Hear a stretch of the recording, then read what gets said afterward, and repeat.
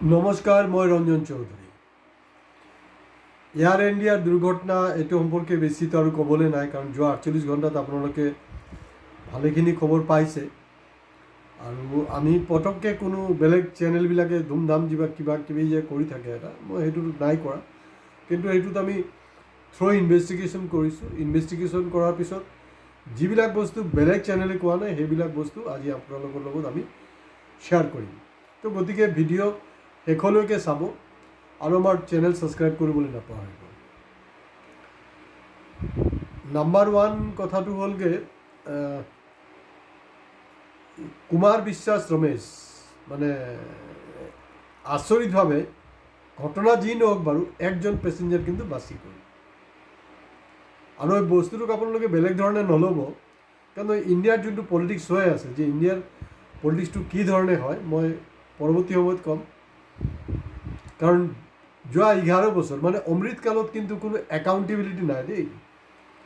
মানে এইটো আপোনাৰ ৰোড এক্সিডেণ্ট হওক, মানে ট্ৰেইন এক্সিডেণ্ট হওক, জাহাজ হওক বা আমাৰ প্লেনেই হওক, কোনো পদত্যাগ কৰাৰ কোনো ছিষ্টেম নাই। সেইটো কাৰণে চাগে বিজেপিৰ জ্যেষ্ঠ নেতা সুব্ৰমণিয়াম স্বামীয়ে কৈছে যে এভিয়েশ্যন মিনিষ্টাৰ আৰু প্ৰাইম মিনিষ্টাৰ তেওঁলোকেতো দুইজন ইমিডিয়েটলি ৰিজাইন কৰিব লাগে।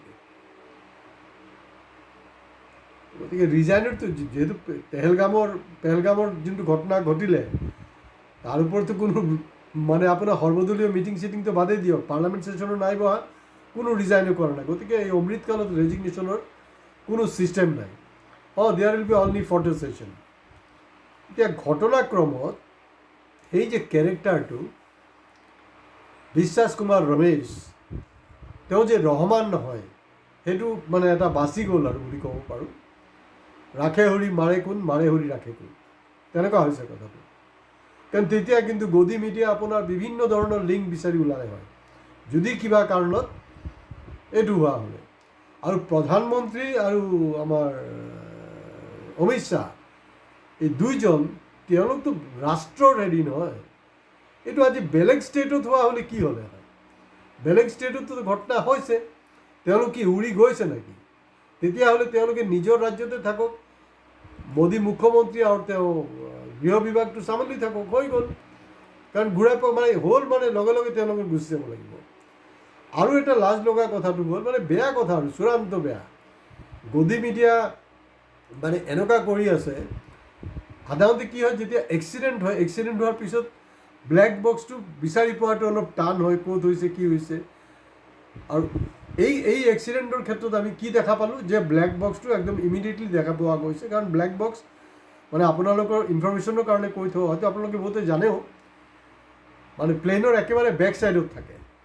আৰু যোনটো আপোনাৰ হোষ্টেলত গৈ খুন্দা মাৰিলে, আপোনাৰ প্লেনৰ আগফালটো মাৰিলে, পিছফালটো নাই মৰা, কিন্তু স্পষ্টকৈ ব্লেক বক্স কিন্তু আইডেণ্টিফাই হৈ আছে। নাই, সেইটোতো লগে লগে সেইটো শুনিব নোৱাৰিব নহয়, কাৰণ মোদী আহিব লাগিব। মোদী আহিলে 24 ঘণ্টা তাৰ পিছৰ দিনাখন, সেইদিনাখন অমিত শ্বাহ গ'ল। তো মোদী যোৱাৰ পিছত চাব, প্ৰতিখন পেপাৰতে চাব মোদীৰ তেনেকুৱা এটা ফটো আছে, যে এই ব্লেক বক্সখন দেখা পোৱা গৈছে। আৰু যে আপোনাৰ ফটো সাংবাদিকটো একেবাৰে মানে কি ক'ব আৰু, মানে তেনেকুৱা যদি ফটো ল'বলৈ মানে মোদীও আহিব লাগিব, ব্লেক বক্সো আহিব লাগিব, সেইটো কামত একদম ৰাস্তাত শুই দিছে আৰু শুই দি মানে ফটোটো উঠাইছে। So' this is a photo session. এটা বস্তু ঠিক, যে যেতিয়া এই ধৰণৰ কোনো দুৰ্ঘটনা হয়, তাৰ কাৰণে কিন্তু কোনো এটা ফেক্টৰ জগৰীয়া নাথাকে, তাৰ কাৰণে কেইবাটা ফেক্টৰো কিন্তু জগৰীয়া। আৰু এটা বস্তু বহুতে হাইলাইট কৰা নাই, মই সেই বস্তুটো ক'ব বিচাৰি আছোঁ, যোনটো মই ভাবি আছিলোঁ দেই। এক্সিডেণ্টটো হোৱাৰ লগে লগে মোৰ ফাৰ্ষ্ট কোৱালিটিটো হ'ল যে কোনোবা চেলিব্ৰিটি আছিলে নেকি। আপোনালোকে ভুল নকৰিব, আগৰ দিনত কি আছিলে, আগৰ সময়ত যেতিয়া অমৃতকাল নাছিলে, চেলিব্ৰিটি মানে ফিল্মৰ হিৰো আৰু হিৰইন। এতিয়া চেলিব্ৰিটি কোন? এতিয়া চেলিব্ৰিটি হ'ল ক্ৰিকেটাৰ আৰু পলিটিচিয়ান। তাত দেখা গৈছে যে চেলিব্ৰিটি আছিলে, তাৰমানে তাৰ মানে প্ৰাক্তন যে মুখ্যমন্ত্ৰী গুজৰাটৰ, প্ৰাক্তন মুখ্যমন্ত্ৰী এই প্লেনত আছিলে, তেওঁ চফৰ কৰি আছিলে। তো তেতিয়া এটা কিউৰিচিটিজ আহিলে, কাৰণ ইয়াৰ আগতো আপোনাৰ বিজেপিৰ লিডাৰৰ বহুত ঘটনা হৈছে, তো যি নহওক সেইবিলাক মই বস্তুলৈ নাযাওঁ। তেওঁ গুজৰাটত ভালকৈ পাৰফৰ্ম কৰি আছিলে আমাৰ হাতত যোনটো ইনফৰমেশ্যন আছে। তো কিবা কাৰণত হয়তো মোদী আৰু অমিত শ্বাহৰ লগত টিউনিংটো মিলা নাই, সেইফালে নিমিলাৰ কাৰণে তেখেতক লাষ্ট যোনটো আপোনাৰ গুজৰাটৰ এছেম্বলি ইলেকশ্যন আছিলে, এছেম্বলি ইলেকশ্যনৰ চেক কৰি চাব 6 মাহ আগতে কিন্তু তেখেতক ড্ৰপ কৰি দিয়া হ'ল। হয়তো এইবাৰ তেওঁ এইটো দাবীদাৰ হ'ব, আৰু কিছু ঝামেলা হ'ব পাৰে, কাৰণ আগৰ দৰে গুজৰাটৰ অৱস্থাটো নাই। কাৰণ ইতিমধ্যে আপোনালোকে জানে যে কংগ্ৰেছ আৰু ৰাহুল গান্ধী তাত ঢাপলি মেলিছে, তেওঁলোকে কাম ষ্টাৰ্ট কৰি দিছে। তো গতিকে আমি পূৰাপূৰি কনফাৰ্ম নহয়, কিন্তু মানে আমি যোনটো ভাবি আছিলোঁ তেনেকুৱা কিন্তু এটা ঘটনা ঠিক তাত প্ৰাক্তন একজন মুখ্যমন্ত্ৰীও আছিলে। এইটো গ'ল এটা দিশ। আৰু এটা কথা যে আপোনালোকে এতিয়া হয়তো কল্পনাই কৰিব নোৱাৰে, এটা সময়ত AITUC অৰ্থাৎ অল ইণ্ডিয়া ট্ৰেড ইউনিয়ন কংগ্ৰেছৰ ইণ্ডিয়ান এয়াৰলাইন্সত বহুত শক্তিশালী ইউনিয়ন আছিলে। ইউনিয়ন থকাৰ কাৰণে এতিয়া যে কিছুমান হেমাহি হৈ আছে, যোনটো মই আৰম্ভণিত কৈছোঁ যে এটা এক্সিডেণ্টৰ কাৰণে এটা ফেক্টৰ নহয়, তাত কেইবাটা ফেক্টৰ কিন্তু ৰিলেটেড। আৰু ক'ৰবাত নাই ক'ৰবাত যদি এটা ফেক্টৰ ইয়াত মিছ কৰে তেতিয়া কিন্তু দুৰ্ঘটনাবিলাক হ'ব। এই AITUC আৰম্ভণিত AITUCৰ যোনটো ইউনিয়ন আছিলে খুব ষ্ট্ৰং, যিটো কাৰণে বহুত তেতিয়াও এক্সিডেণ্ট নাই হোৱা তেনেকুৱা নহয়, হৈছে এক্সিডেণ্ট, কিন্তু তাত যিবিলাক খেলি মেলি আছিলে ছিষ্টেমত সেইবিলাকক কিন্তু তেওঁ ইউনিয়ন লিডাৰবিলাকে সদায় সজাগ আছিল আৰু সেইবিলাকক টাইট কৰিছিলে।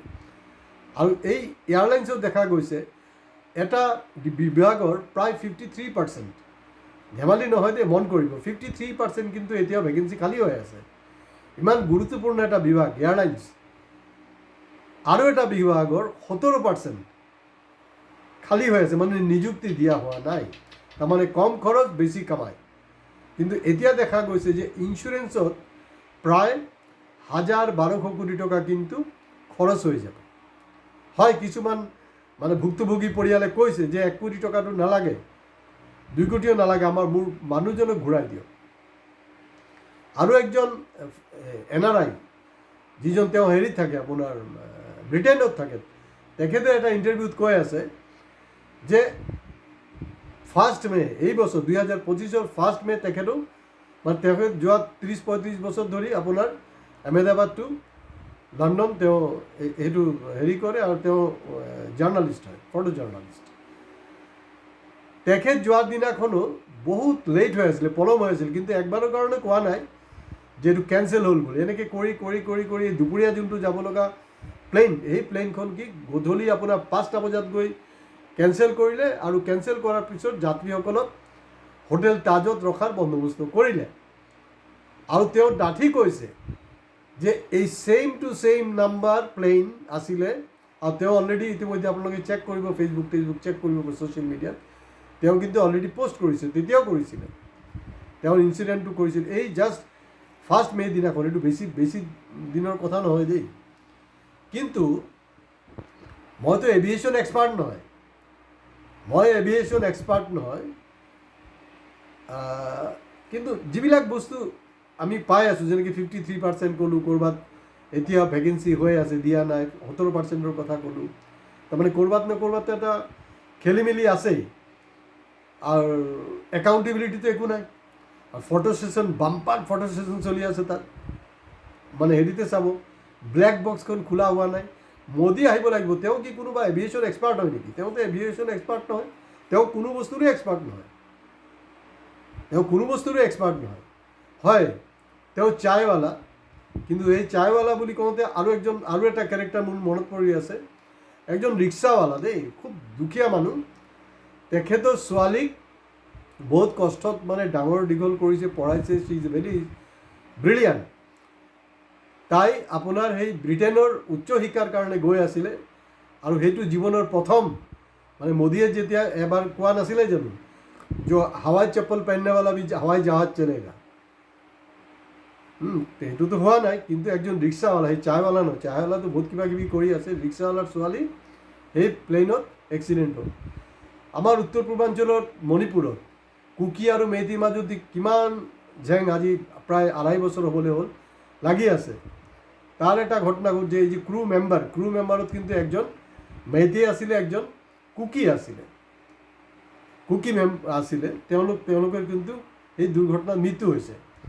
আচ্ছা, কিছুমান মানুহ আপোনালোকে মন কৰিব যে এইসকল কালক্ৰমত বাচি গ'ল। ধৰি লওক ট্ৰাফিক জামত কোনোবাই ফচি গৈছে, কোনোবা আহিছে আপোনাৰ ছিকিউৰিটি ক্লিয়াৰেঞ্চ পোৱা নাই, বিভিন্ন কাৰণত তেওঁলোকে সেই প্লেনখনত উঠিব নোৱাৰিলে। এতিয়া আপুনি চাব ছ'চিয়েল মিডিয়াত প্ৰত্যেকটা মানুহে কিন্তু এটা কথাই কৈ আছে যে নাই মানে ভগৱানে আমাক বচালে, ভগৱানে বচালে। কিন্তু আচৰিত কথাটো হ'ল আমাৰ হাতত যোনটো খবৰ আহি পাইছে যে যিজন কুমাৰ বিশ্বাস মানে ৰমেশ যে মানে ইনটেক্ট আছে, সেই মানুহজন কিন্তু একবাৰো কোনো ষ্টেটমেণ্টত কোৱা নাই। আপোনালোকে চাব এইকেইদিন পেপাৰত ওলাই আছে যে ভগৱানে মোক বচালে নেকি। আমাৰ হাতত যোনটো ইনফৰ্মেশ্যন এয়া হ'লগৈ তেওঁ ভগৱানত বিশ্বাস নকৰে। ভগৱান ওপৰত বা তলত নহয়, মেইন কথাটো হ'ল যে দুৰ্ঘটনা হ'ব পাৰে, সেইটো ডাঙৰ কথা নহয়, কিন্তু ইয়াত চালি জাৰি চাব লাগিব যাতে ভৱিষ্যতে সেই বস্তুবিলাক হ'ব নোৱাৰে।